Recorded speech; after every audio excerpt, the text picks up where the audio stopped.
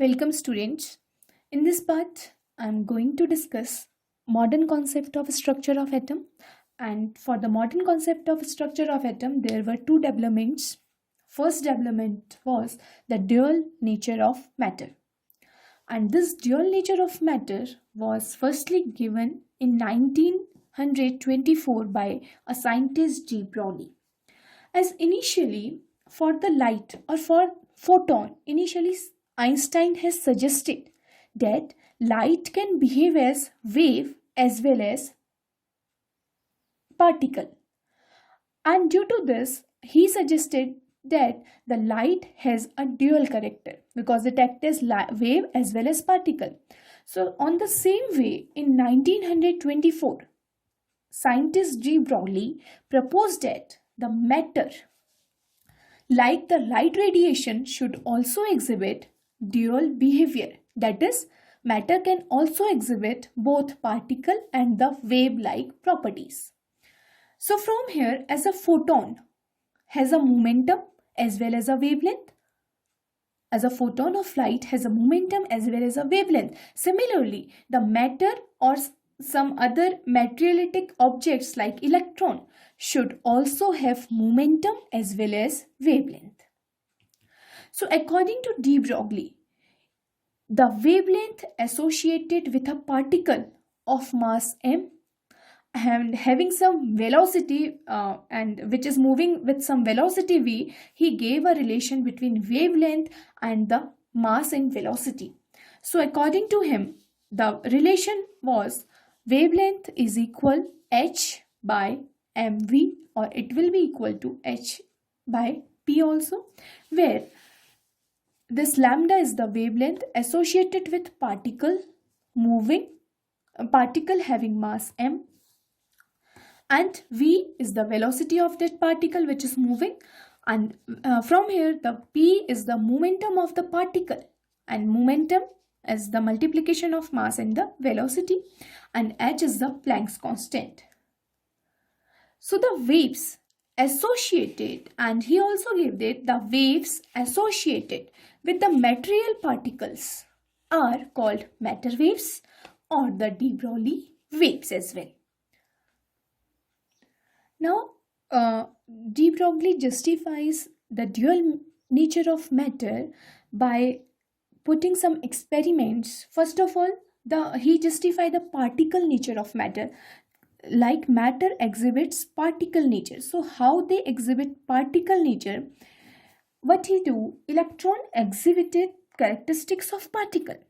Why? How they exhibit the characteristic of particle? As they have definite mass, definite energy, and definite momentum, and some of the definite charge as well.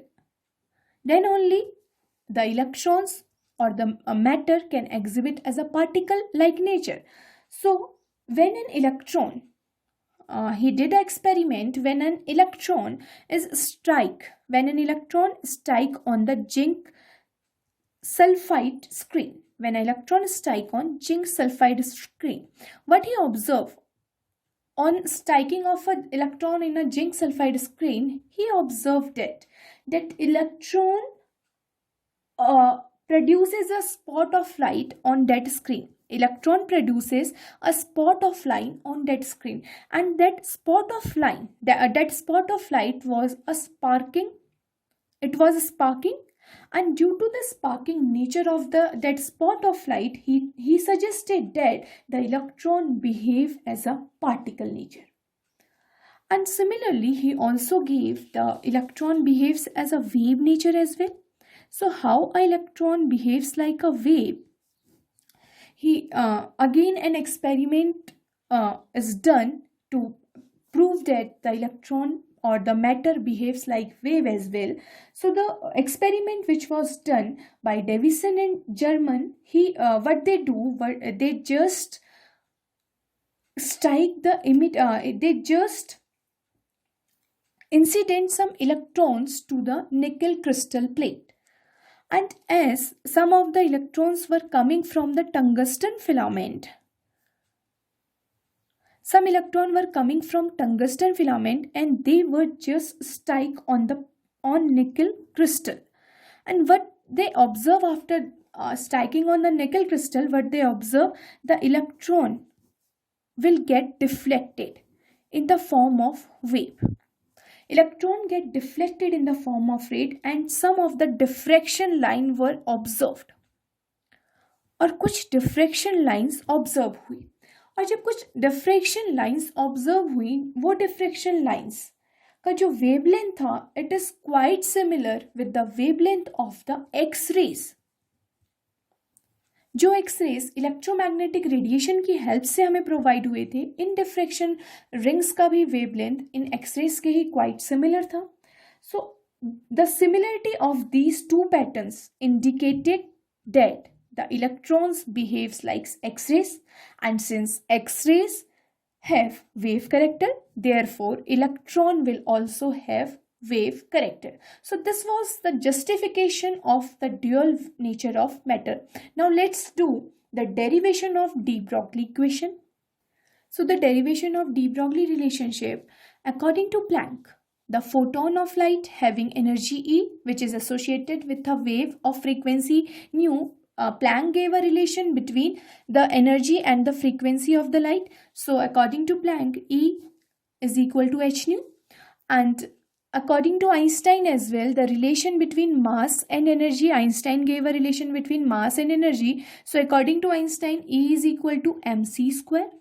So as both equation 1 and 2 having the equation of energy, and as we combine equation 1 and 2, what will we get on combining equation 1 and 2? We will get h nu will be equal to mc square, or we know that this frequency of light is equal to c by lambda, velocity of light divided by lambda, wavelength of the light. And from here on, putting the value of nu in this equation here, you will get h equal to c by lambda, and that will be equal to mc square again. So from here on, cancelling the velocity of light c, we will get, on cancelling these values, we will get h by lambda equal to mc, or you can say that the value of lambda from here, lambda will be equal to h by mc, and this equation is valid for photon. But de Broglie suggested it for the matter. So if a matter or an electron have a mass m and velocity v, and it is traveling, so what will be the wavelength in this case? So the wavelength will be equal to, and the wavelength which we get for the photon is equal to hc upon lambda. So for a matter, the wavelength will be equal to h upon mv. On replacing that velocity of light with velocity of the particle v, this is the velocity of particle actually. So on replacing the velocity of light with velocity of particle, we will get lambda equal to h upon mv, and this equation is known as de Broglie's equation. This equation is called de Broglie's equation. So here you can also see that the multiplication of mass and velocity is known as momentum. So lambda will also be equal to h by p, where h is the Planck's constant and p is the momentum here. And also we can also say that since h is a Planck's constant, h is a constant value, and on removing this constant value, as we remove this constant value, we will get a proportionality sign. So we can say that lambda is inversely proportional to p, or lambda is inversely proportional to mv as well. So from here, what we can conclude, that it means that lambda, or the wavelength of the particles in motion, is inversely proportional to the mass and the velocity, multiplication of mass and the velocity. So from here we can say that if the mass of the particle is very high, then the lambda will be very less, And if the mass of the particle is very low, then the value of wavelength for that particle will be very high. So let's see the significance of this de Broglie relationship. So from the de Broglie relationship, we can see that the dual nature of matter is applicable to the material objects, but it is significant for microscopic bodies only. It will be only significant for microscopic bodies or the bodies which have very small mass. Why it is so? It is because of the inverse relation of wavelength and mass. Because as the mass will be smaller, then only the wavelength will be higher. And if we are talking about the macroscopic particle which have very higher mass, then the wavelength will be shorter in this case, because both wavelength and the mass, according to the de Broglie, they both are inversely proportional to each other. Now, for the larger bodies, here you can see that for larger bodies, the wavelengths of the associated waves are very small and cannot be measured by any of the available methods as well. So practically, these bodies or the larger bodies are said to have no wavelengths. And why this is so? This is because of the relation which was given by de Broglie, since lambda is inversely proportional to mass. As the larger bodies are there, it means they have higher mass. Larger bodies will have higher mass. As the mass is higher, then they have a wavelength will be very low or wavelength will be very short. So you can't see the higher mass particles and you can't see their wave nature, because wavelength is denoting the wave nature. So you can't see for the higher mass particle, you can't see their wavelength because their wavelength is very short. Similarly, if we talk about microscopic bodies like electrons, protons, smaller bodies, they will have less mass. They will have less mass, and due to less mass, their wavelength will be higher. Or as the wavelength will be higher, so you can easily show or easily see their wave nature, because their wavelengths are higher. But in case of higher mass, क्योंकि उनका मास ज़्यादा है तो उनकी wavelength short है, तो वो थोड़े से देर के बाद हमें उनकी वेवलेंथ दिखना बंद हो जाएगी. हमें उनका, क्योंकि उनका वेवलेंथ बहुत छोटा है, तो हमें ये नहीं पता चलेगा कि उसका जो वेव नेचर है वो किस तरीके से वो पार्टिकल मूव कर रहा है. So this can again be seen by an example also. So let's see an example. Suppose if a ball of mass 0.1 kg is there and it is moving with a velocity of 10 to the power 6 meter per second. एक ball है जिसका मास 0.1 kg है, around 10 ग्राम, और वो move कर रही है around 10 to the power 6 metre per second की स्पीड से, और हमें उसकी वेवलेंथ फाइंड आउट करनी है. So according to de Broglie, lambda is equal to h by mv. So from here, on putting the values of Planck constant h, mass of the ball 0.1 kg and velocity of that ball, that is 10 to the power 6 meter per second, what we will get? Planck constant is in joule second, and the joule in kg, it is joule. 1 joule is equal to kg meter square per second square. So on putting this value in place of joule, we will get and as I put the value of joule as kg meter square per second square, so I will get this equation here. So on rearranging this equation, we will get the value of lambda, and it is come to be 6.63 into 10 to the power minus 38. And minus 38, it is 10 to the power minus 38. It means it is a very less quantity. It is a very small quantity. 10 to the power minus 38. It is something like 0.00000 up to 38,663 meters. So it is a very smaller quantity. Now come to the next part. If we compare the same question with an electron, here it is a ball. If I compare the same question with an electron, then what will happen? If an electron of mass 9.11 into 10 to the power 31 kg, and it is moving with the velocity of 10 to the power 6, and the ball have the velocity of 10 to the power 6, and here the electron have the same velocity 10 to the power 6, then what will be the wavelength of that electron? So wavelength according to de Broglie, h upon mv. Wavelength will be equal to, on putting the values on all the as I put all the values, I will get lambda will be equal to 7.28 into 10 to the power minus 10 meters. So from these two example, we get the wavelength of ball is 6.63 into 10 to the power minus 38 meter, and wavelength of electron is 7.28 into 10 to the power minus 10 meters. Wavelength of ball is very small as compared to the wavelength of that electron. So wavelength is shorter for ball because its mass was more or very high. It is 0.1 kg, and the mass of electron was very small. Mass of electron was 9.11 into 10 to the power minus 31 kg. It is very small. So we get a larger wavelength in case of electron, but for a ball, the mass of ball is 0.1 kg and we get a shorter wavelength in case of ball. Also, wavelength cannot be measured. This shorter wavelength for ball cannot be measured by any known methods. So we can say that from here we can say that the associated waves, the wavelengths are too small for the ball and it too small to be measured by any of the convenient method.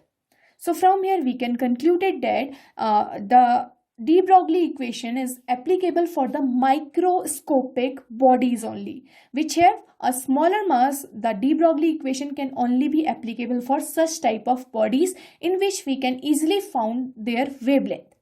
And the bodies act as a particle, and when they move, they will act as wave. So, for the microscopic body, we can easily find the dual behavior of the matter.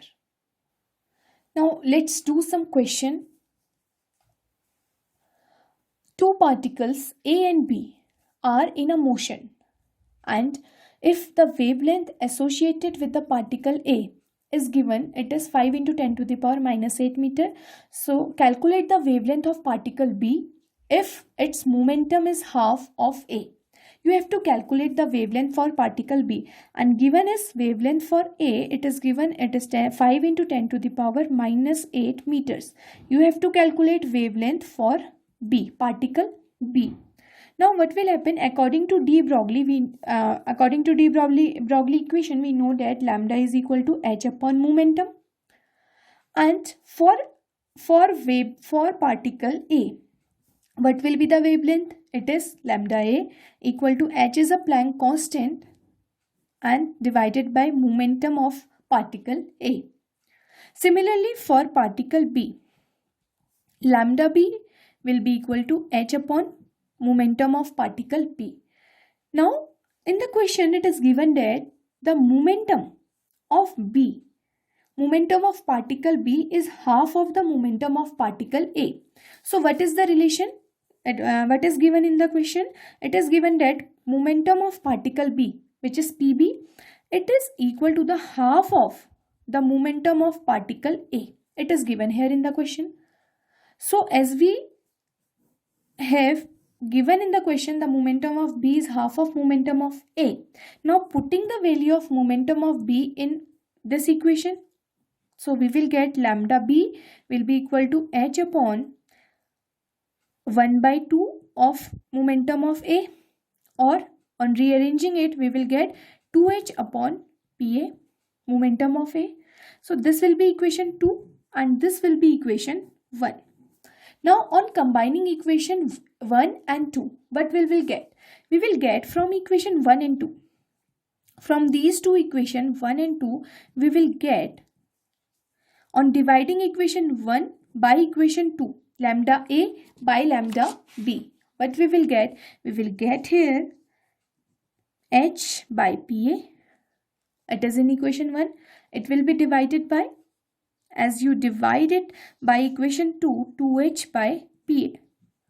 So from here PA and PA both are common. Momentum of A and momentum of B, A will get cancelled out and Planck constant will get cancelled out. So from here lambda A by lambda B will be equal to 1 by 2. Or you can say that lambda B will be equal to, on rearranging it, we can get lambda B will be equal to twice of lambda A also. And here in the question it is given the value of lambda A and you have to calculate the value of lambda B. So it is simple now. Now put the value of lambda A in this equation. You will get the value of lambda B, and the value of lambda A is 5 into 10 to the power minus 8 meters. So the value of lambda b comes to be, lambda b will be equal to 10 into 10 to the power minus 8, or lambda b will be equal to 10 to the power 1 minus 8, it is minus 7 meter. So this will be the answer of this question. Now the second question, an electron is moving with a kinetic energy of this, the kinetic energy is given for electron, calculates its de Broglie wavelength. You have to calculate the wavelength of this electron. Now come to the solution part. Since the given in the question, it is kinetic energy is given and the value is 2.275 into 10 to the power minus 25 joule. And we know that kinetic energy is equal to half mv square. It is equal to 2.275 into 10 to the power minus 25 joule. And since it is, the question is saying an electron, so it means here the mass of an electron will be there. So mass of electron is 9.11 into 10 to the power minus 31 kg. This is the mass of electron. And here, from here you will have to calculate the velocity. So from here we will calculate the velocity. So on rearranging this above equation, we will get, or putting the value of n in above equation, we will get 9.11 into 10 to the minus 3 into v square divided by 2, that is equal to 2.275 into 10 to the power minus 25 joule. So on rearranging this equation, v square will be equal to 2.275 10 to the power minus 25 joule into 2 divided by 9.11 into 10 to the power minus 31, and this 9.11 minus 31 is in meter, is in kg, and here we have to convert this joule unit into kg meter square second inverse. So here convert this unit of joule in kg meter square, since 1 joule is equal to kg meter square per second square divided by 1.911 into 10 to the power minus 31 kg. So on solving this, v square will be equal to 0.5 into 10 to the power 6 meter square per second, meter square per second square. But on taking the root, on taking square root of this equation, we will get the value of velocity v, and the velocity from here it comes to be 0.707 into 10 to the power 3 meter per second. So here we will get the value of velocity from here. As we get the value of velocity now on according to de Broglie equation. According to de Broglie's relation, lambda is equal to h upon mv. So here the value of v is given. You have to calculate the de Broglie wavelength. You have to calculate the lambda here. So lambda will be equal to, h is Planck's constant. So value of Planck's constant into 10 to the power minus 34. It is joule second. So on converting it into kg meter square second, inverse will be there because it is joule second. So now here you will get mass of electron, again putting the value of mass of electron in kg, and the value of velocity, which is in meter per second.